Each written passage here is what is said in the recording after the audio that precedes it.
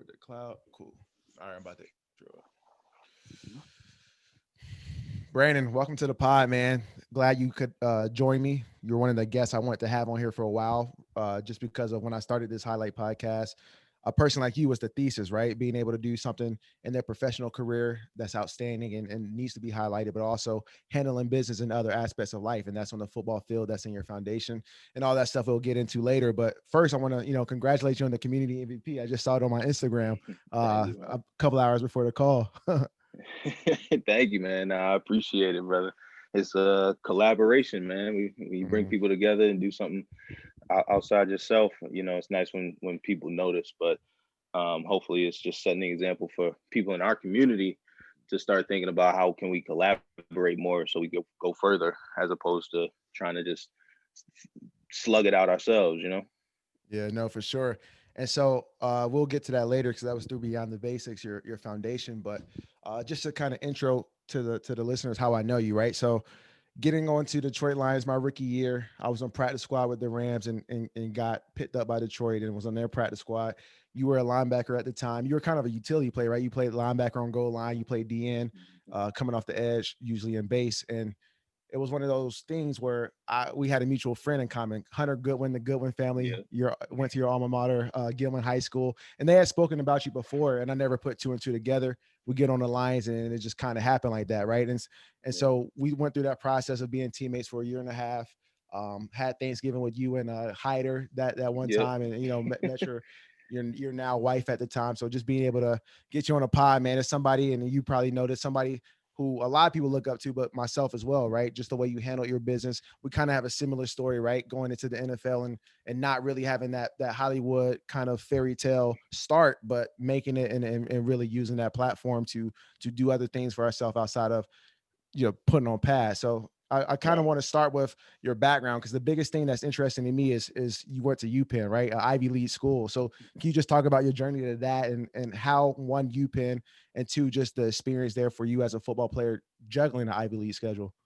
Yeah, man. It was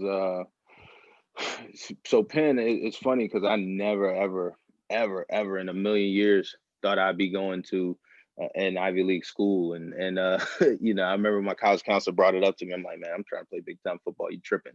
But I remember in high school, third to last game, my coach throws me out on kick return. I did not play special teams at all. It's funny how Yeah. that's been my career at this point. But I'm like, I'm captain of the team. You got to do it. Do what you got to do. Mhm.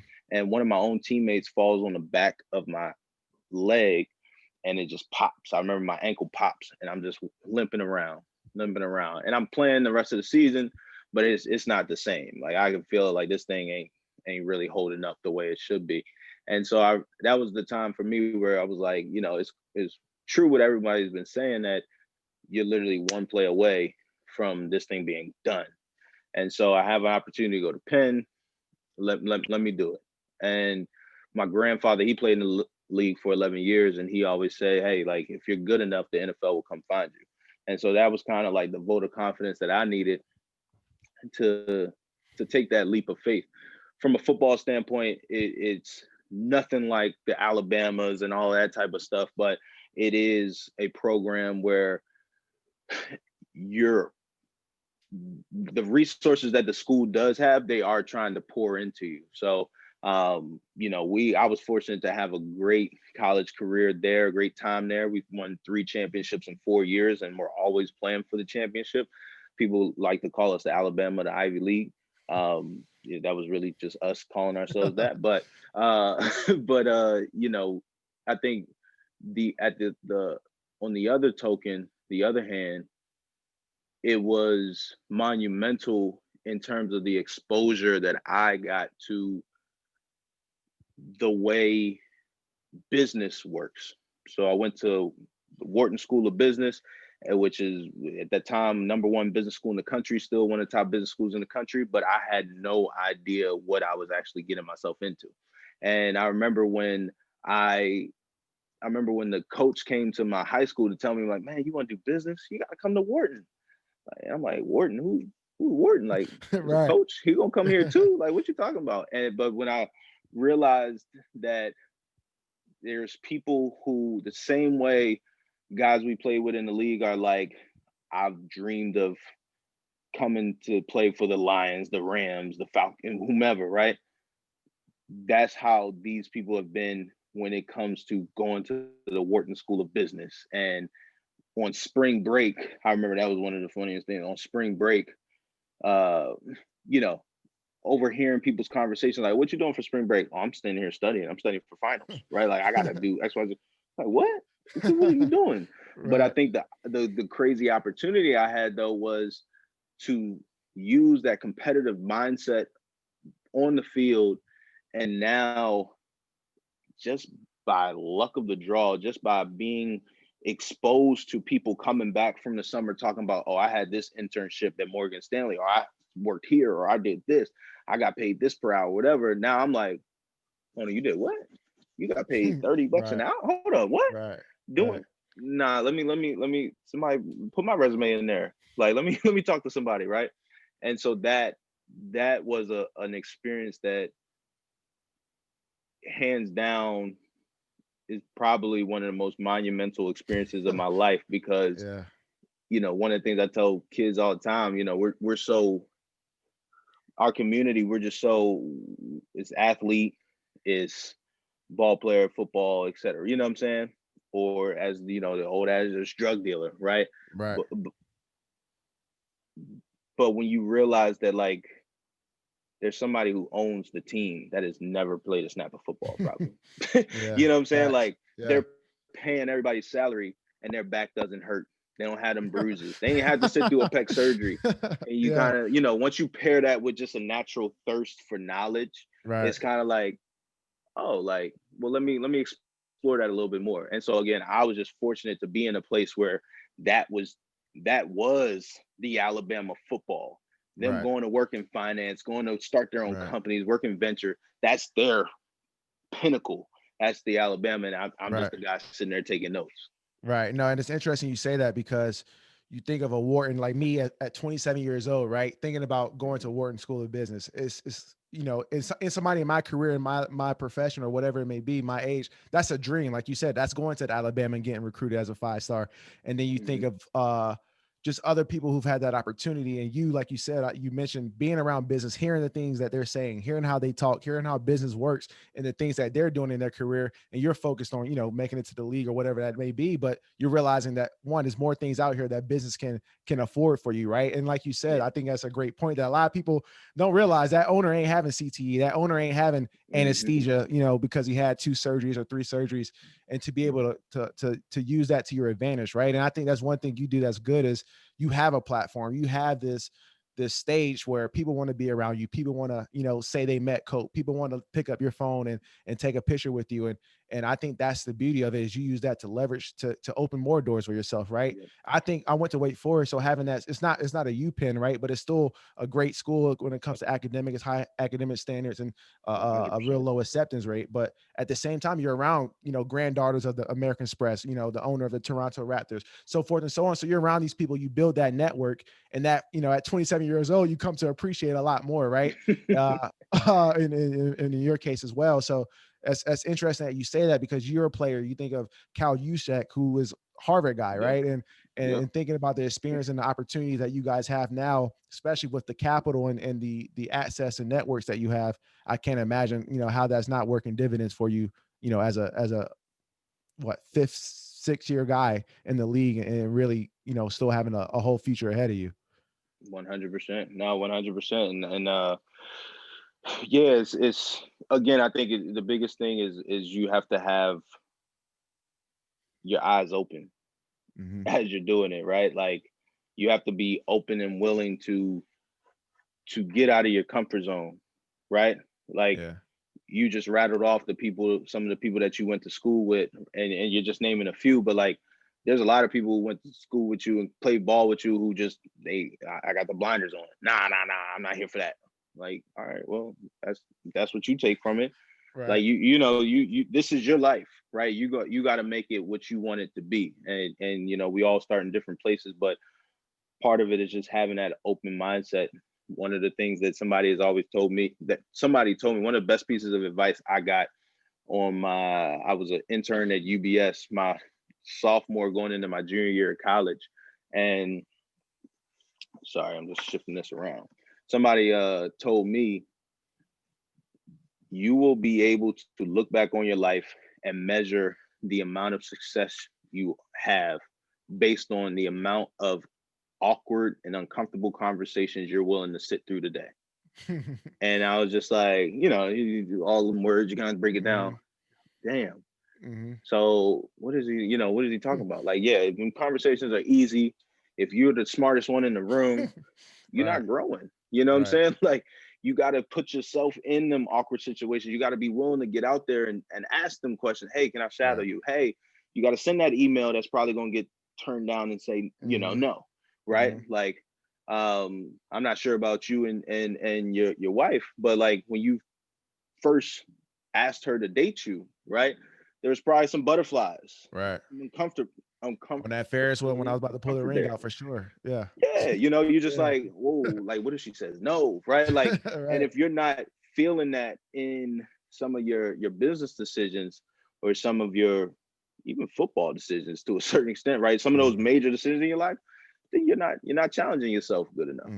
And I'm glad you say that because I preach that a lot when I talk to people, and it's being comfortable being uncomfortable, right? Being able to get through that, and when you're uncomfortable, it's something you can learn from it, right? And that's how I kind of see it. If I'm in these awkward conversations, if I'm on these phone calls that are the guy's like, what do you want? And I'm a young and eager guy just trying to get as much knowledge as I can, but it's Hmm. uncomfortable. What can I learn about that for myself, gain from it, and move forward and use that in my everyday life? So for you to mention that, I think that's paramount, right? And then also having that open mindset, because again, at 27 years old, I just keep alluding to this because the light didn't really shine for me until I turned my ACL in 2017, right? I remember that. I Yeah. was in this position where I never got hurt in my life. I never missed a game of football in my life. Everything I wanted to do, if it was physically possible and realistic, I could do it, right? I could Hmm. overpower a guy. I could lift however much in the weight room. I could do whatever. When stuff got hard, I can, run headfirst through a lineman and just say F it and let me just blow up the Right, right. backfield, right?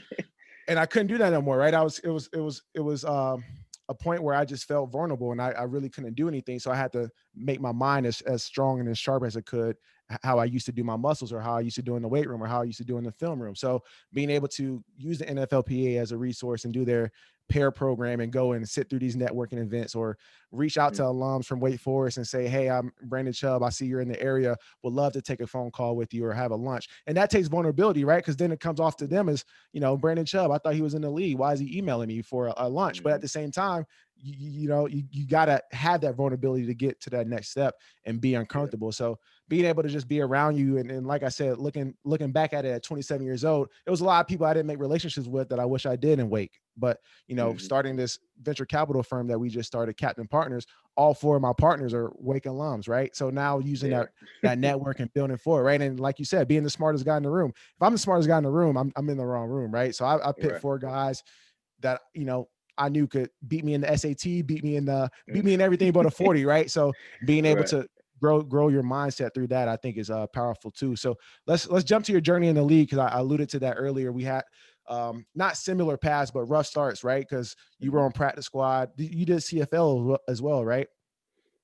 Signed up for AFL. Yeah, AFL. AFL, even a step below CFL. But I only ended up being there for 3 days. Didn't even Right. actually put the pads on because I got invited to the veteran combine, which is, I think is God's grace, because it didn't exist before that year, and it doesn't exist after. Like that was the one year they That's did it, crazy. 2015. Yeah, That's it's crazy. funny because I'm really good friends with the guy who started the combine. It was his idea to encourage fan engagement. He works with the NFL now, Yale football player, actually. We had no idea who each other were before then, but we actually got to meet that off season at the draft in Chicago, and I just happened to tell him about my journey. He was like, "Hold on, you went to what? The veteran combine?" I started that. Yeah. They told me it wasn't a good idea because not too many people came from it, but Mhm. so they ended it. But man, it's pretty pleasure to meet you. So he always brags about me because clearly it paid off for me. But Mhm. yeah, man, practice squad. So 2013 got signed undrafted free agent to the Baltimore Ravens, my hometown team. I was, extremely pissed off, to be quite honest with you. I was extremely excited to be in the NFL, but I remember the Ravens had a couple of picks in the late rounds, and they had called in the fifth or sixth round and said, "Hey, we're going to take you after the draft if you're ready, if you're still there." And I'm like, "Come on, man!" Like, so that's kind Right. of slapping the face right there, right? Right. So I remember coming into the league with a huge chip on the shoulder, right? Extremely proud to be playing for the team that I grew up playing for, the former Super Bowl champs. They had won the Super Bowl that year before, but what I do think, one, first and foremost, everything happens for a reason. I would not trade that experience for 100%. anything. If I didn't have it, I wouldn't be here 8 years later today, right? But if what I do realize is by starting there for a championship organization with championship standards, that is what has kept me in the league so far. Because I've gone to organizations and I've been like, this isn't as hard as it was over there. Like, people are, I need to keep my standard my standard. And when you're a hard worker, when you're ambitious, when you have bigger goals for yourself than anyone else could have for you, and you pair that with a great foundation of preparation and work ethic in terms of that organization, that the way the Ravens are bred, right? The way the Patriots are bred now, it sticks with you. Because then I've seen guys on other teams where I'm like, I just feel bad that you think that this is how it really is. Right. Like, you think that Right. this is a strong enough standard to keep you in the league. And if you go Right. somewhere else, whew, good luck, man. Good luck, right? You think that this practice is hard, and it's Right. it's not, right? Like, so it's just like that is, again, everything happens for a reason. That's the blessing. Went to the Baltimore Ravens practice squad, half of the year got cut, went to the Tennessee Titans practice squad, go to year two, think, okay, I got my foot in the door. This is going to be not a piece of cake, but at least now I know what to expect.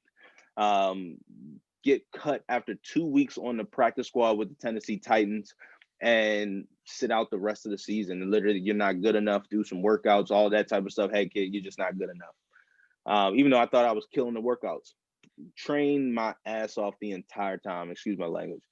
Train my tail off the entire time. I remember sitting on Sunday nights watching football, Monday nights watching football, and just on the treadmill and just watching people play. And I Mhm. just remember sometimes the linebacker would go down. I text my agent, "Hey, somebody just went down. Like, what you think?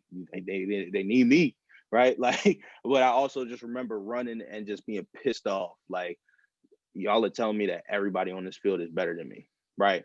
Because as you know, it's not just about linebackers, it's also like special teams, it's other things where it's like, come on, man.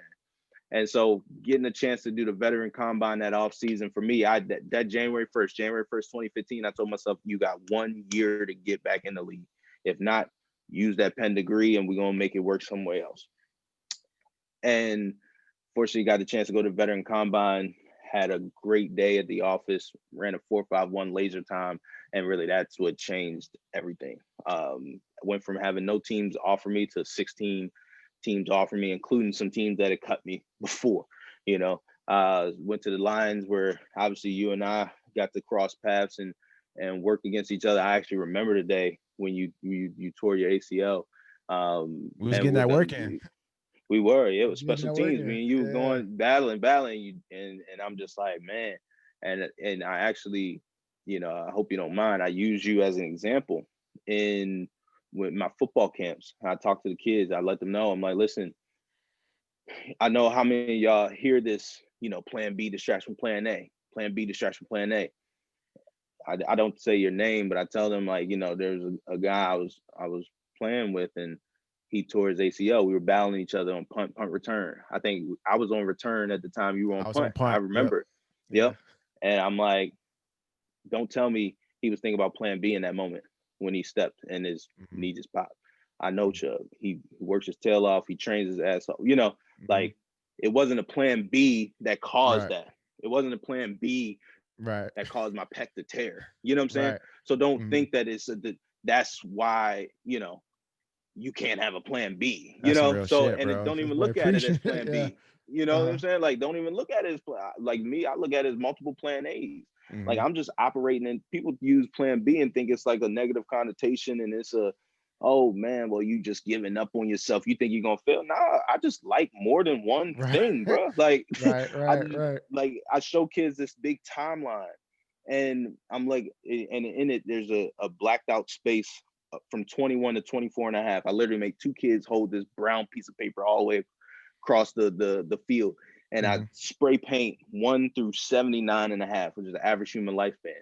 And they see this little bit from 21 to 24 and a half, 3.5 years, and I make them guess what that is. And they're like, oh, finally Hmm. they get, it's the average Hmm. NFL lifespan.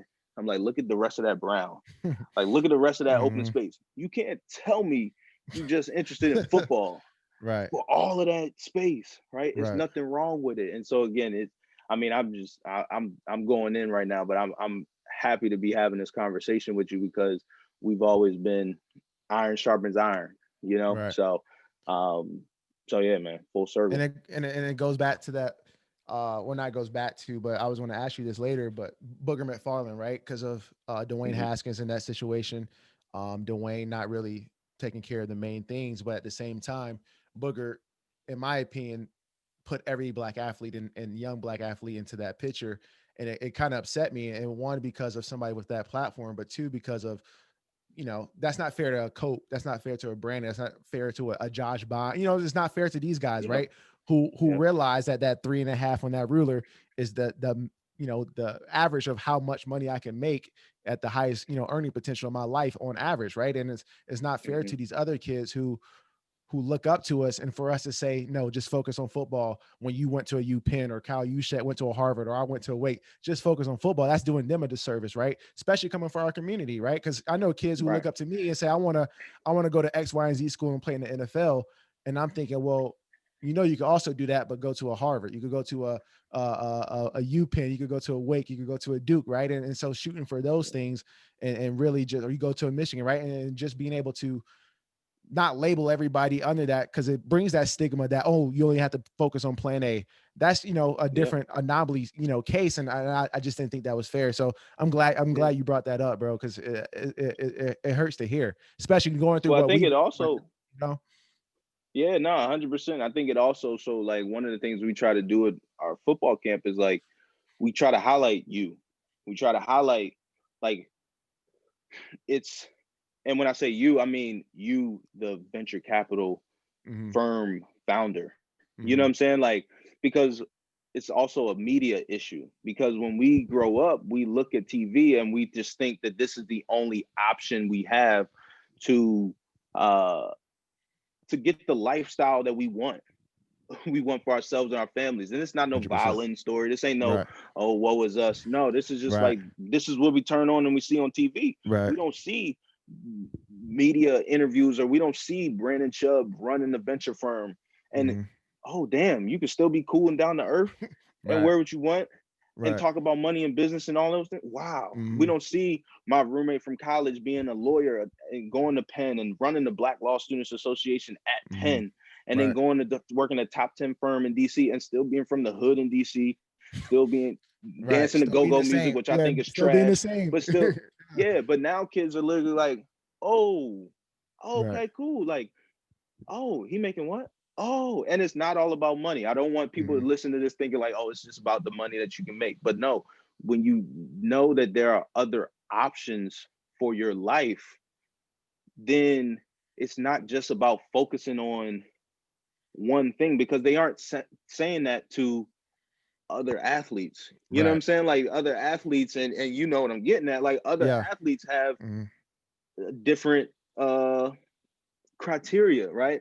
Like they look at us, they look at Brandon Copeland, Brandonchubb as anomalies. Hmm. Wow. I still Right. get on place. Whoa, you went there? Right. Whoa, how'd you do Right. that? Right? Like, Right. oh, he must be smart, right? Like we've Hmm. we've heard all those things before, right? Right. And and it shouldn't be that way, but it takes you and myself, it takes Josh Bonds, it takes us sharing these stories to get kids to realize like, oh, there are other ways and I can have it all and Right. do what I want to do, right?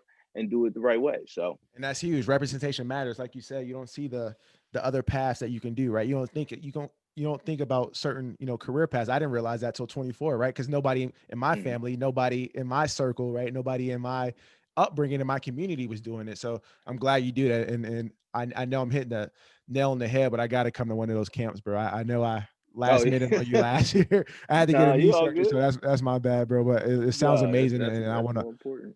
I want to pull up. So let's talk about Professor Cope, right? So you're doing you have a class at UPenn, and I want to hear more about that and kind of just your financial wellness coaching and what you have with that as well. Yeah, yeah. So we started class. This will be our third semester teaching it. So I teach it in the off season at Penn, as you said, and I call it Life 101. It's really called like inequities and empowerment, financial literacy, something, some long political, class school name, right?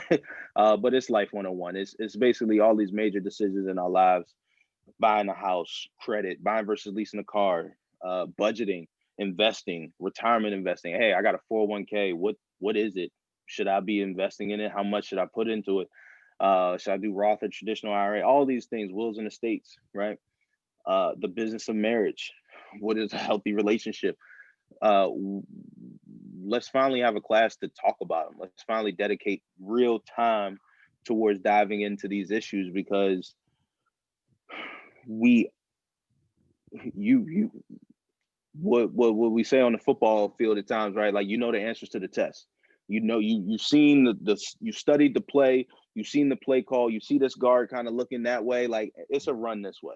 You know the answers to the test. Why would you not prepare for it? Why would you not be ready to go and make that play?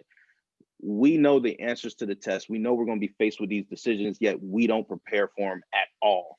And there are different reasons why, and different reasons why the education system chooses to focus on, the tangent of a 45-degree angle as opposed to me buying my first house, right? Right. But ultimately, we've created this class so that we can talk about these things, talk about them thoroughly, and hopefully, not that hopefully, the goal is for you to leave our course and make these decisions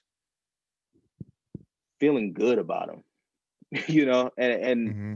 we started this class partially as a result of my own experiences of buying our first house, this house I'm in now. We bought this house and my wife called and said, hey, like, does everything look good in the paperwork before we sign? I was in Detroit at the time. We went back on the bye week to do the home inspection. She was in New Jersey. I mean, I don't know. It's like 40 some pages. I don't know, babe. Like, yeah, it looked Yeah. kind of good. Like, I hope it Mm-hmm. it works out. Like, Mm-hmm. but that's crazy that I just signed Mm-hmm. a Yeah. 15-year mortgage, and I'm like, eh, you know, Right. you think about somebody gave an example. If you were 16 years old and you threw your child the car keys, and they had never seen the road before, right? They had never been behind a wheel before, even if they've seen the stop sign and all that stuff, but like they had never driven a car before. You just threw them the keys, say, good luck, peace. That's what we're doing to people, and not just athletes. It's everybody. And we're throwing them their first paycheck. Good luck. Whoa, hold on, how do I use it? You're Right. bound to mess that up, right? And so there's a few people who are able to bounce back from it, or a few people who have the support around them. But we want to make sure that this is just a class where you can come and you can learn about life 101.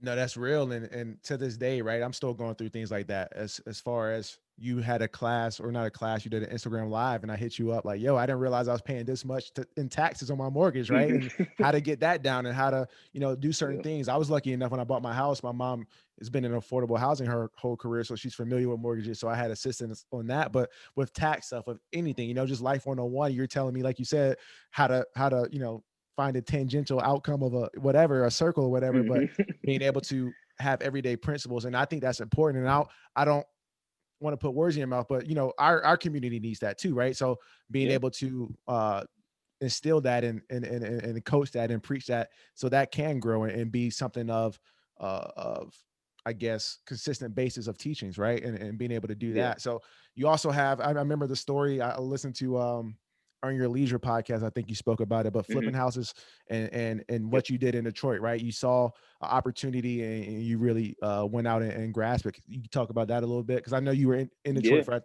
2 or 3 years, and the market Yep. was ripe for Boom. for for that type of industry. So Booming. Yeah, no, it was good. We actually just got an offer on our final Detroit house yesterday. So We were actually closing up shop there and trying to do things more in New Jersey, just so that we can keep eyes on it and everything like that. But yeah, it I think when I came into the league, I knew I wanted to do something, another passion A. And I wanted to create something and create a culture and run business, right? Run a business and have and make money, but have people happy making money, having fun while doing it. And I was trying to create something, but eventually I was like, it takes a lot of energy to create something. It's hard to do that while playing football because that takes the most energy of all, right? Mhm. And so I decided to get into real estate because I figured I could learn from other people's experiences and lessen my learning curve, but then also co-invest with mentors and things like that. So did that for a few, actually like two properties in Detroit, and then I tore my pec. Mm. And so for me, just being at home, being bored, 2017, I literally went and bought 5 houses within maybe a month's time, Mhm. some auction properties, some bank owned short sales and things like that. And some of these things sight unseen, and it was bad because it was, my wife at one point in time, don't buy another house, Brandon. Don't buy another. We were at like two or Yeah. three, right? And I remember she would come home and I'd be like, man, this deal was just a little too good, babe. Like, I don't know, right? Fortunately, that year, all those properties just worked out for us. Like, Mm. we ended up making a 6-figure income off with just those places that year, and we were making mistakes, but we were learning. And so I was like, that's obviously when you do something and you do it and you have success with it initially, sometimes it's easier to get hooked.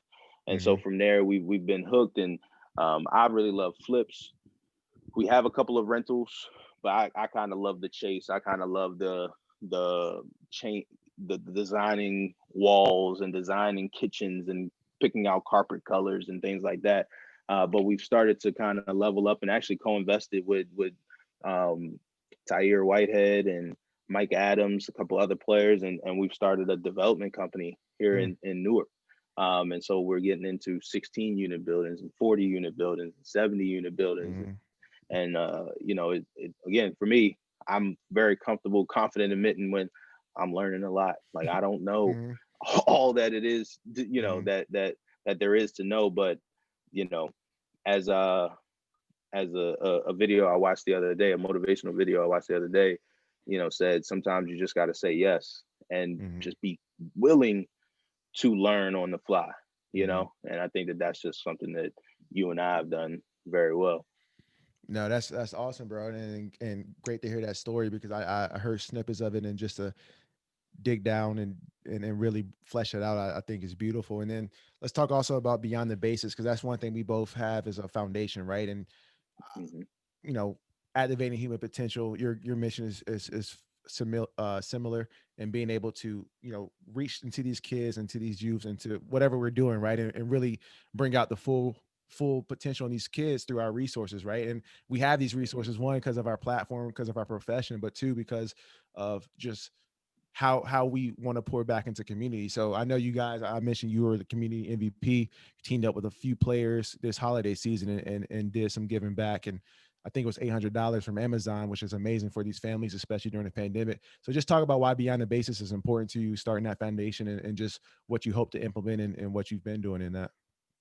Yeah, so for us, it's my wife and I, we don't look at ourselves as anything or anyone special. We realize that we've been blessed by God to work hard and have ambition, but we've been fortunate to have role models, people in our lives who have just kind of taken the blinders off, as we spoke about earlier, and said, "Hey, like, look at this. Hey, like, you can go to this school. Hey, you can Yeah. do this with your life, right?" And we realize that there's a lot of kids out there, a lot of young people out there who have the same potential, but they just don't have that person in their lives, that guidance counselor, that parent, that guardian, that grandparent that says, "Hey, look at this." And so that's what we're trying to do for kids. We understand that with our time and our bandwidth, we don't have the time to hold hands Yeah. through the whole process. Like, we're Hmm. very honest about that, but we do take the time and make the time to try to find those kids with potential and expose them to relationships in the network and places where they can create their vision. And with that vision, now they can go and chase it. One of the things we've been talking about, especially this year, is like, if you don't have vision, if you don't have a vision for yourself, how can you ever have hope? You know, like when you Yeah. really think about, like, if I can't wake up and think like, this is what I'm trying to do 20 years from now, not that you know exactly what you want to do, but you don't see anything brighter than your current situation and circumstance, then like, what is there to hope for? Because Right. I'm already in it, right? Like, so what we're trying to do is help young people formulate their vision, Mhm. and then in turn, then they can have hope, and they can have that motivation, they can have that reason that B Chubb was a sophomore waking up early to Mhm. go train and go train a little bit more than somebody else, Mhm. right? Because he has hope, he has a vision, and so that's what we want to do for people. We do that through events. We do that through what we just did was our annual shopping spree. We call it December to Remember, and we were able to partner and collaborate with other NFL players. So 20 NFL players in total, including myself, and gave 204 families $800 shopping sprees each, so Sheesh. over 160 grand given away. Which again, we talk about it like it's Yeah. I, 3 years ago, 5 years ago, would not have thought that like that's what we'd be doing, but Mhm. again, thinking of by being open as you're going and as you're growing, now you start to think about business different. Now you start to ask different questions. So even in the give back of the foundation, I'm thinking about, okay, so you have so that's how this big foundation does it. Oh, so they get a company match. Oh, so they get this person to donate. Oh, so they do so now, if I'm able to use my mind to help people, I'll do that all day. You know Right. what I'm saying? I can also Mhm. put my capital into to it, and I can work and put my time. That's what we're doing. We literally actually just finished calling some of the last people on our list to try to get their orders situated on Mhm. Amazon, right? Like Mhm. you got an NFL player just calling the random people in a random single mother in Tampa and a random person in Detroit. So we Mhm. put the time in, we roll up our sleeves and get our hands dirty, so to speak. But more importantly, like, we are open and willing to figuring out how can we use the blessing and the platform that God has given to us to bless more people. And then in turn, the financial literacy piece, the financial wellness piece comes. If we can't always be there, so if we can teach you to fish, then not only are we helping you help your family, but now, more importantly, there's a chance where in the future you'll be able to help your community as well. And so, not that that's your give back at that time, but if that stems from a spark that Beyond the Basics gave to you, we're having that ripple effect long beyond our Right. years on this earth. And that's awesome. And you mentioned two things I want to highlight. One, you just said teaching how to fish, right? So you can think about it two ways, right? Teaching how to fish is the old parable. You teach a man how to fish, you feed him for a lifetime. Give a man a fish, you feed him for a day. And so teaching you how to fish, and we try to instill that as well, right? Teaching you how to fish is not saying you're going to catch a fish. It's not going to say you want to Mm. be a fisherman, but at least you know you have a fishing pole, you know how to hook that bait, and you know how to cast it, right? And the rest is up to you. And like you said, I can't hold your hand the whole time, right? The bandwidth's not there, Right. the opportunity is not there. I have other things that I got to impact with my platform as well. But being able to, one, put you in that position with our resources, with our platform, and using that to be a multiplier of sense, and then really putting that power in each individual's hand, and letting that take it from there. And then two, you talked about just the vision, right? And so I like to say you can't dream of nothing you never seen.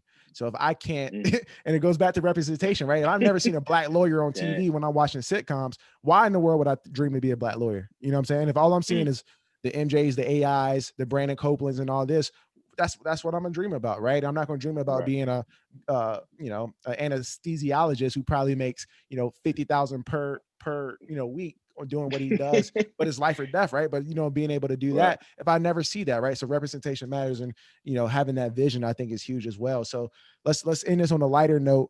You've been fortunate enough to play for some great organizations. Detroit, where I Mhm. met you. Then you went to New York, the Jets, and now you're in New England with Belichick. So I'm just curious because this is one thing I've been on, 4 or 5 teams, and you kind of mentioned this earlier, but I learned the culture, right? I see how people function in the building, how players function in the building. What standards do Mm. these coaches hold these players to? What standards do these GMs hold these scouts and coaches to, right? And seeing kind of just the way of the works of each building I'm in, and I'm curious, how is the Patriot way, right? How is New England? How is Belichick playing for him and being under that tutelage? Yeah, no, it's a full-fledged culture and organization from top down. Um, it's a championship organization. I mean, literally from the moment I signed there, it just felt different. It like people reached out, and my Taylor, my wife was like, it's probably just because it's virtual. It's probably like because you typically would have gone up, signed in Yeah. person. But and maybe I was overthinking it in my head, but like literally a bunch of people reached out from front office to just the uh back end administration Hmm. to the coaches. Like, hey, like we our job is to make sure that this is the best year of your career, right? Hmm. Dang, that says a lot. Like, we're here for Yeah. you, nutritionists, Hmm. everybody, right? And so when you created a culture like that, and that's all Coach Belichick, that's Mr. Kraft, that's Burge, that's everybody in that building knows, and they operate in that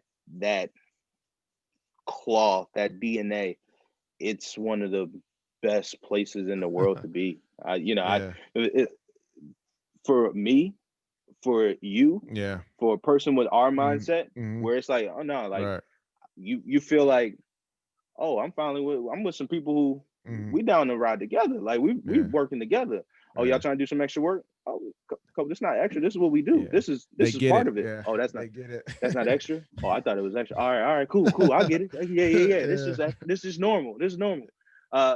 So it was uh, it was a, it is an amazing place to be around. It's an amazing experience. And I think for me, I learned so much, not just about football and X's and O's and being detailed in the approach, but I also learned a lot about culture creation and building an organization that is all that gets it. Like when you think about New England, you don't think about an ego. Although there are right, guys like out of any team in the league, the people like if you think about it, people have always said, "Oh, they don't have players, they don't have this, they don't have that," but like they got 6 Super Bowl rings, right? yeah, Like how did right, they do that? But that's because you don't get guys in the interviews like, "Yeah, man, you saw how I did. You saw me catch them touchdown passes." Like mhm, it doesn't right, happen, right? mhm, From top down, but that's just more of a culture thing, right? And I think the biggest thing that one of the other things that I learned is like the amount of detail. There literally be the phrase "there's no stone left unturned." That is that is it. yeah, That is the secret sauce. Like there is no like, I will come back for that tomorrow. There's no like, ah, well, what if? Nah, okay, mhm, well, let's practice what if. mhm, Boom. Like mhm, it's so crazy. And I remember, you think as you get older in the NFL, well, I mean, we know like there's always something you can learn. But like I remember one time we're on the field, we're getting ready for a game. And I'm sitting there, it's supposed to be a windy the next day. And coach goes, he comes in the huddle. He's like, listen, it's kick return. We talking about kick. Hey, listen, like, and this ain't no crazy secret. This is just one of them like, oh, aha moments. And yeah, I'm putting a disclaimer on it in case coach is watching. Like this ain't no crazy secret, coach. Don't find me. But I'm just like, he's like, so when you get into the stadium, look at it. Like you throw up some something in the grass, turf, whatever, right? And you see a little bit of wind. It's not much, right? That's not really telling you anything. You look at the flags, or you look at something else, like look at that blowing. That's not really telling you anything. Look all the way up there at the top of the stadium, and we look up. He's like, look at those flags. Look how fast they're blowing. when Jake kicks this ball, that's where the ball's gonna be. So you, the returner, you move off of that. Yeah. You lean off of that. And like That's me, I've hard. played in Yeah. a bunch of games, and I'm just Yeah. sitting there like, I'm like, you just see my eyes just looking like boom, boom, boom. Yeah. And Yeah. he's telling us like get our sets based off of that. You should be in Mhm. your set knowing like, okay, boom, okay, cool. Oh, it's gonna Mhm. have to lean this way. Mhm. I need to let me run back this way. Like he's like, if you're not, you're wasting time, right? Dang. Like I ain't, Yeah. and again, that comes from time, Right, knowledge, right. but that's the sauce, right? That's Mhm. just like, wow. So again, I know that somebody's probably listening right now, like, man, that's it. This man looked at some flags. No, like it's just levels and layers Right. to that and that process and taking that amount of detail into first down, second down, third down, Mhm. punt return, etc. So it's awesome, man. No, that's awesome, and obviously that shows throughout their legacy and their career and their track record, and just thinking about programs, right? Because that's the reason I asked that question is because I was in LA with John Fossil, we called him Bones, and now he's on Dallas Cowboys, and I personally think he's the best special teams coach in the league. And what he did for me, right, to keep me in the lead that long because of special teams, right, being able to be Mhm. a good scout guy or be able to be a good guy on all four downs and give good looks to guys like you who are playing, that weekend and being able to translate that, right, and then you go to other programs where it might not be the same, the standard might not be as high, people get away with a Mhm. lot more for a lot less, right, and it's one of those things that I always just was curious, right, because I admire Belichick and the attention to details they put in and how they utilize and get the most, potential out of each and every guy they sign, whether it's through free agency, through draft, through, undrafted, whatever it may be. So that's an interesting nugget to hear. And obviously it shows on Sunday. So that's awesome, man. And I appreciate you hopping on. Brandon Copeland, Forbes 30 under 30. Congratulations on that as well. I should have opened up with that because that's a huge accomplishment, but glad we got the chat, bro. It's been a minute. 100%, man. 100%. God bless you, man. Thank you for having me. Highlight podcast, brother. Nah, I appreciate you, bro. I'll shoot this to you when it's all said and done. But glad to have you on. I know it's Awesome. gonna be one of those good episodes. So appreciate it, bro. 100%, man. You and wifey good?